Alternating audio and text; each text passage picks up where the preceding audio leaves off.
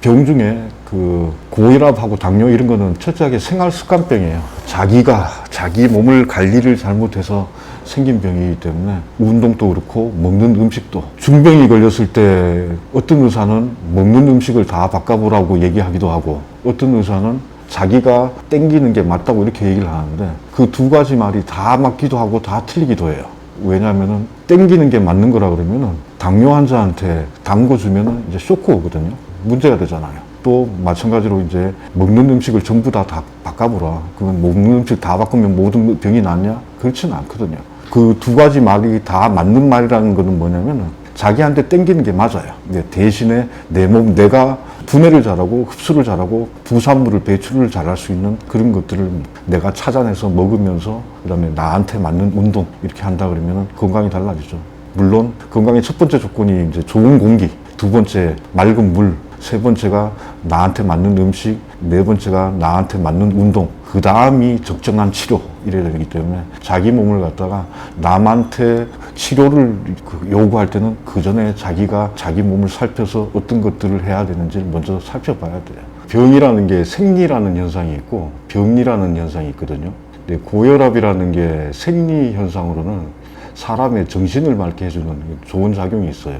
그게 이제 지나쳐버리면 병리로 이제 고혈압이 되는 건데, 이게 사람이 위급한 일이 생기면은 자기도 모르게 주먹을 깍지거든요. 그 손뿐만이 아니라 팔에 있는 모세혈관이 다 수축이 돼요. 그럼 그 피가 어디로 가냐면 바로 뇌로 가거든요. 그러면 이제 뇌로 산소 공급량이 증감이 되니까 이제 사람이 정신을 차리게 되는 게 이게 생리 현상으로 이제 고혈압이 되는 거고, 이제 이게 지나쳐서 필요 없는 순간에도 계속 지속적으로 혈압이 높아지는 게 이게 병리 현상으로 고혈압이 되는 건데, 고혈압을 이제 간단하게 뭐 치료하는 방법으로 뭐 얘기를 많이 나오는 게 뭐 짠 음식 먹지 말라, 뭐 운동 많이 하라 이렇게 얘기하는데 다 맞는 말이죠. 근데 이제 혈관이 확장이 되면 혈압은 당연히 높아지거든요. 그러니까 이제 운동을 많이 해서 피가 갈 수 있는 공간을 확장시킨다면 그러면 이제 혈압이 떨어지기 때문에 운동 같은 경우에 근육량을 늘린다 그러면은 모세혈관이 늘어나기 때문에 당연히 혈압이 떨어지는 거고, 짠 음식을 먹지 말라는 얘기에 있어서는 뭐 다양한 의견이 있을 수 있는데 그 짠 음식이라는 부분보다는 이제 어떤 사람은 체하면은 머리가 아픈 사람이 있거든요. 어떤 사람은 숨을 못 쉬는 사람이 있고, 손발이 사늘해지는 사람, 토하는 사람, 또 등허리가 아프다는 사람 이렇게 다양하게 이렇게 사람들이 반응을 해요. 체한 게 머리로 가면은 이제 두통이 오는 거고, 위장으로 가면은 이제 토하거나 이러는 거고, 콩팥으로 가면은 손발이 싸늘해지고, 뭐 등허리로 가면 등이 아프고, 폐로 가면 뭐 숨 못 쉬고 이런 현상이 나타나는데, 그렇지 않고 체한 게 다리나 아니면 팔이나 아니면 다른 내장 부분에 가가지고 적체가 돼 있더라도 이 혈압이 올라가요. 이제 이게 현대의 가장 흔한 혈압의 증상이거든요.